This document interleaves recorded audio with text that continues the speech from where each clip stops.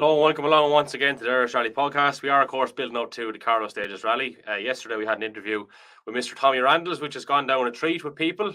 If you haven't checked it out, have a look at it. It's very good. Lots of good stories in there.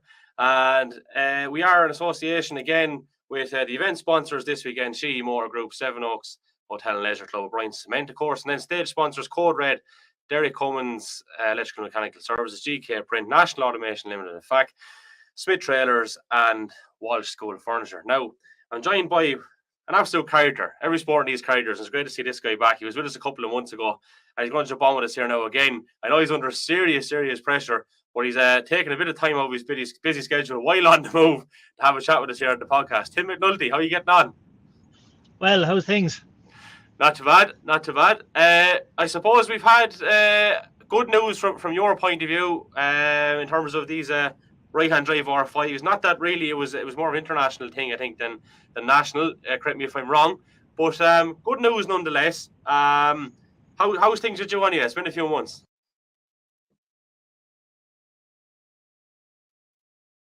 No, yeah, look, it's all good news, and I think it's great for the other classes. I mean, it's not just about R5, but, you know, and it's not necessarily about my generation or age, but there's plenty of young lads going to come up. They're driving a lot of very quick cars, and they want to have a chance in the international championship and to drive the right-hand drive cars. So I'm actually delighted that they're getting a chance, and I think, you know, the likes of Kevin O'Riordan and you know, James Coleman, Aidan Harper, to name but a few, have put in a huge amount of work to get this across the line, so it's very welcome. Good stuff. Your memories of the Carlow Stages Rally in general? 2011 was obviously a big year for you, the first man to win the national and the international together in one season, and Carlow was one of those victories, so I'm sure that's the standout.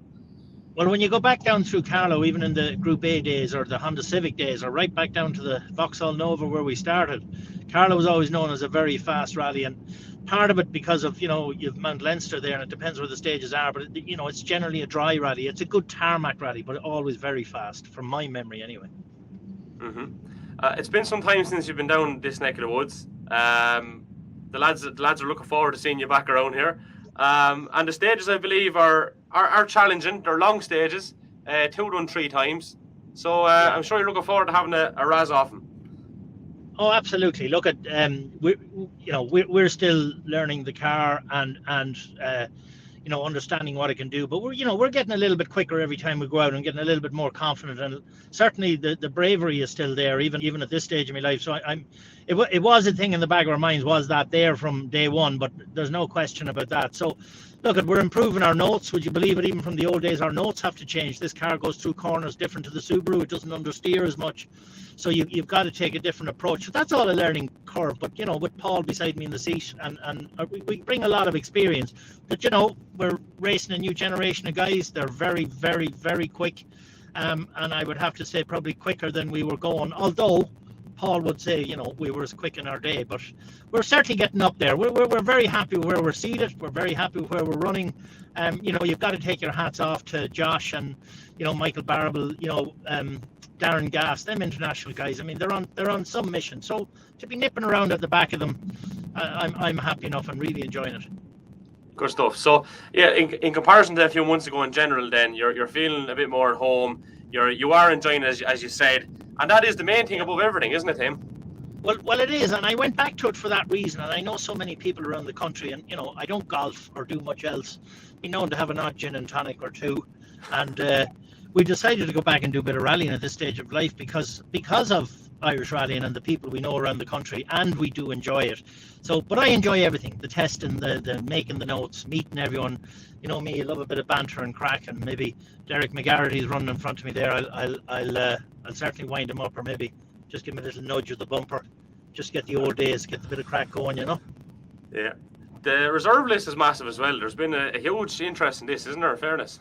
Absolutely huge. I think there was what was on it? Was there 35 or 40 people on reserve? More. It went over 200, like in total. In total, so it's over 50 or 60, like yeah. Wow. That's just fantastic. But you know, to be honest, you know, the international rallies have their own format and sequence, but the national rallies, I mean, especially even this stage of my life, and I'm as busy as I ever was. To be able to go down Saturday morning, come home Sunday evening, it's just fantastic. It's a great format. Yeah. That's the job. Listen, Tim, I won't keep you. I know you're busy, but thanks for taking a bit of time out and the best luck there this weekend, all right? Not at all. Thanks very much.